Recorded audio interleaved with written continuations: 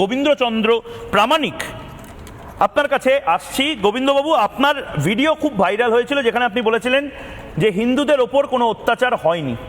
আপনি কি এখনো সে কথাই বলছেন, যখন ইউনুস সাহেব তিনিও স্বীকার করে নিচ্ছেন যে হিন্দুদের উপর অত্যাচার হয়েছে এবং এবার আমি দায়িত্ব নিচ্ছি? না, আমি কিন্তু সেভাবে বলিনি যে হিন্দুদের উপর নির্যাতন হচ্ছে না। আমি যেটা বলেছি যে আওয়ামী হিন্দু নেতা, এমনকি হিন্দু বৌদ্ধ খ্রিস্টান ঐক্য পরিষদের নেতা এবং পূজা উদযাপন পরিষদের নেতা যারা এবং কর্মী যারা এই ছাত্র আন্দোলনের বিরুদ্ধে অবস্থান নিয়েছিল, পত্রিকায় বিবৃতি দিয়ে তাদের বিরুদ্ধে রুখে দাঁড়ানোর আহ্বান জানিয়েছিল এবং যারা এই আন্দোলনের বিরুদ্ধে রাস্তায় নেমে তাদের বিরুদ্ধে ইট পাটকেল ছুড়ে তাদেরকে দমন করার চেষ্টা করেছে, সেই সমস্ত হিন্দুদের বাড়িতে তারা হামলা হয়েছে। আমি বলেছি নর্মাল যে সমস্ত জেনারেল হিন্দু, সাধারণ নিরীহ হিন্দু, তাদের বাড়িতে হয়নি। একটি গ্রামে 50টি হিন্দু বাড়ি আছে, তার মধ্যে যে বিচারটা করেন কি করে? আপনার কাছে কি কোনো স্ক্যানার আছে? মানে এটা কি স্ক্যানার আছে? এটা আমরা হিন্দু বৌদ্ধ খ্রিস্টান ঐক্য পরিষদের একটা, আমি যদি আপনি করেন, তারা তালিকা দিয়েছে যে কয়েকজন মানে যাদের বাড়িতে হামলা হয়েছে তারা সবই আওয়ামী লীগের নেতা এবং হিন্দু বৌদ্ধ খ্রিস্টান ঐক্য পরিষদ পূজা পরিষদের নেতা।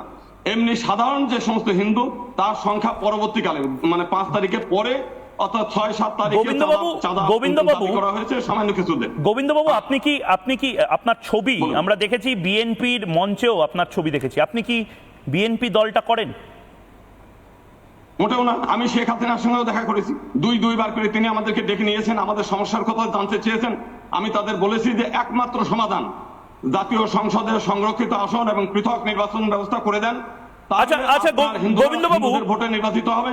গোবিন্দবাবু, আমাকে একটা কথা বলুন, মেহেরপুরে তাহলে নির্বাচন কেন্দ্র করে মেহেরপুরের ইসকন সেন্টারে কেন ভাঙচুর বা আগুন লাগিয়ে দেওয়া হলো? তারা কি আওয়ামী লীগ করতো? কোথায়? মেহেরপুরে, বাংলাদেশের মেহেরপুরে। আমরা অন্য চ্যানেলে, আপনি হয়তো দেখেছেন, রিপাবলিক বাংলা দায়িত্ব সহকারে বলছে মেহেরপুরের জগন্নাথ মূর্তি সহ যে সেন্টার, যার বাড়ি, যার সেন্টার, সেইটাতে আগুন জ্বালিয়ে দেওয়ার কথা হয়েছে। আপনার মিটিং এ তিনি বলেছেন যে আমার 132টা মন্দির আছে এবং এই মন্দিরে কোথাও হামলা হয় নাই, শুধুমাত্র আপনার মেহেরপুরে একটা বাড়ি, ভাড়া বাড়ি, সেই বাড়িতে তাদের একটা টিচিং সেন্টার আছে, সেই সেন্টারটা ওই বাড়ি পুরানোর সময় ওইটা পুড়িয়ে গেছে। বেশ, আমরা বলতে চাই যে আপনি একটু যদি থাকেন, এক মিনিট, এখন থেকে 1 বছর আগে আপনার কুমিল্লাতে এমন কোন মন্দির ছিল না যে মন্দিরটা ধূলিসাৎ না ভস্মীভূত। আরে যখন কোন মন্দির ভাঙেইনি, যখন কোন হিন্দুদের উপর আক্রমণই হয়নি, আপনাদের প্রধানমন্ত্রী থেকে শুরু করে আপনাদের আর্মি চিফ থেকে শুরু করে আপনাদের দেশের সবাই এত উতলা হয়ে পড়লেন কেন সংখ্যালঘুদেরকে নিয়ে? রাত পাহারাটা দিচ্ছেন কেন তাহলে? মঙ্গল গ্রহ থেকে এসে মন্দিরে ভাঙচুর করবে? মাত্র 30টা। আরে দাদা, আপনারা রাত পাহারা কেন দিচ্ছিলেন তাহলে? শাহবাগ থেকে শুরু করে চট্টগ্রাম থেকে শুরু করে এত সংখ্যালঘু মানুষ রাস্তায় নামলো কেন? রাস্তায় নামার বিষয় আলাদা, কিন্তু লজেন্স খাওয়ার জন্য রাস্তায় নেমেছে। তাহলে আমাকে বলুন, রাস্তায় নামলো কেন? গোবিন্দবাবু, এত মানুষ কিলবিল করছে, বিনা পয়সায় কি খিচুড়ি দেওয়া হচ্ছিল? আমি বলি 92 না, আপনি বলুন 1,45,00,000 মানুষের মধ্যে থেকে এই লক্ষ লক্ষ মানুষ কেন শাহবাগ থেকে শুরু করে বিভিন্ন জায়গায় গেল? শাহবাগে কি নতুন মূর্তি বসেছে? হিন্দুদের উপর কিচ্ছু হয়নি, কিন্তু মানুষ একজনের রাস্তায় নামে নাই। আওয়ামী লীগের সময়ে নাসিরনগর থেকে আরম্ভ করে কুমিল্লা, চাঁদপুর, ছাড়ুন আওয়ামী লীগ, ছাড়ুন অন্যান্য দল, হিন্দুদের নিয়ে কথা বলুন, সংখ্যালঘুদের নিয়ে কথা বলুন, সংখ্যালঘুদের নিয়ে কথা বলুন। গোবিন্দবাবু, সংখ্যালঘুদের নিয়ে কথা বলুন। আপনি শাসক দলের হয়ে এতটা কথা বলবেন না যার জন্য সনাতনী সম্প্রদায়ের মানুষ কষ্ট পায়, আঘাত পায়। আপনিও তো সনাতনী, আপনি সনাতনী তো? কষ্ট পাওয়ার জন্য না, আমার কথা হচ্ছে যে আপনি সনাতনী তো? আপনার 92 সালে নিজে তার গোবিন্দবাবু, আপনি সনাতনী তো? সনাতনী তো আপনি? ওই দেখুন, বলেন না, আপনারা সেই কথাই বলেন না। নিয়ে গিয়েছেন, কিন্তু আজকে বর্ডারে যারা হাজির হয়েছে তাদেরকে আপনি ঢুকতে দিচ্ছেন না। বেশ গোবিন্দবাবু, আপনাকে একটু থামাচ্ছি। দাদা ভাই, আপনাকে আমি একটু থামাচ্ছি, একটু থামাচ্ছি। ব্যবস্থা করেন নাই গোবিন্দবাবু, বুঝতে পেরেছি। আচ্ছা, দুধ কা দুধ। গোবিন্দবাবু, বলিউডে ডায়লগ আছে, আপনারা তো বলিউডের সিনেমা দেখেন, ভারতের। দুধ কা দুধ, পানি কা পানি, একটা ডায়লগ আছে। আজকে মৃদুল মণ্ডল এই মুহূর্তে রয়েছেন সংখ্যালঘু ভাই বাংলাদেশ থেকে। মৃদুল বাবু, গোবিন্দচন্দ্র প্রামাণিক যে কথাগুলো বলছেন, ঠিক বলছেন না ভুল বলছেন? আমি আপনার গোবিন্দ প্রামাণিকের লাস্ট একটা বক্তব্য বলে দেই। এই শেখ হাসিনার আমলে মানে সরকারি সেন্সাস 10.7% আমি গোবিন্দ বাবু আপনাকে আমি বলার সুযোগ দিয়েছি, আবার দিচ্ছি, দয়া করে মৃদুল বাবু বলুন। প্রথমত রিপাবলিক বাংলাকে অসংখ্য ধন্যবাদ, যেভাবে আমাদের কভারেজ করেছেন।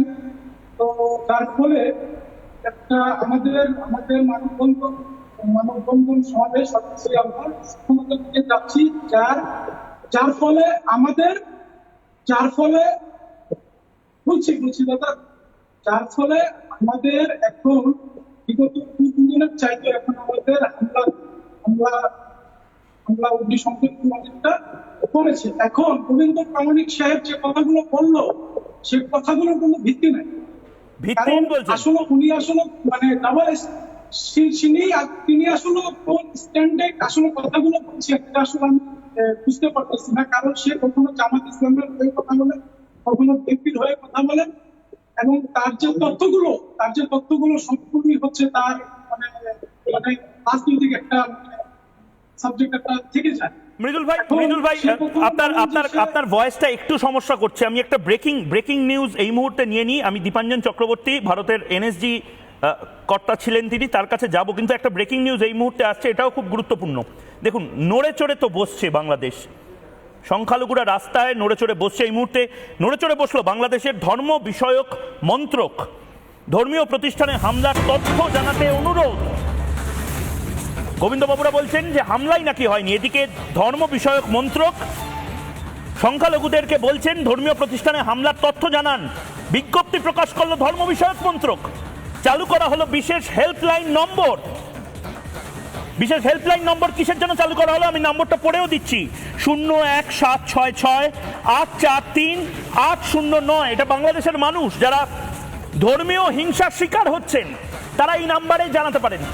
এখানে কিন্তু বিজ্ঞপ্তিতে একবারও লেখা হয়নি যে আওয়ামী লীগের যারা হিন্দুরা রয়েছেন, হিন্দু নেতা বা সমর্থক যারা আওয়ামী লীগ করেন তারা শুধু জানান। আপামর বাংলাদেশের সংখ্যালঘুদের জানানো হচ্ছে। দীপাঞ্জন চক্রবর্তী এই মুহূর্তে আপনি রয়েছেন এবং গোবিন্দবাবু রয়েছেন ফ্রেমে। দীপাঞ্জন দা, গোবিন্দবাবু আপনাকে শুনতে পাচ্ছেন, গোবিন্দ দা এনএসজি জওয়ান, দীপাঞ্জন চক্রবর্তীকে আপনি শুনতে পাচ্ছেন। দীপাঞ্জন দা বলুন। দেখো, এই আমার বাংলাদেশের যে ভাই বোনেরা আছেন, আমি আপনাদের উদ্দেশ্যে একবার বলি, আমি কয়েকদিন আগে এই মোহাম্মদ ইউনূস যখন অন্তর্বর্তী সরকারের প্রধান ঘোষিত হলেন,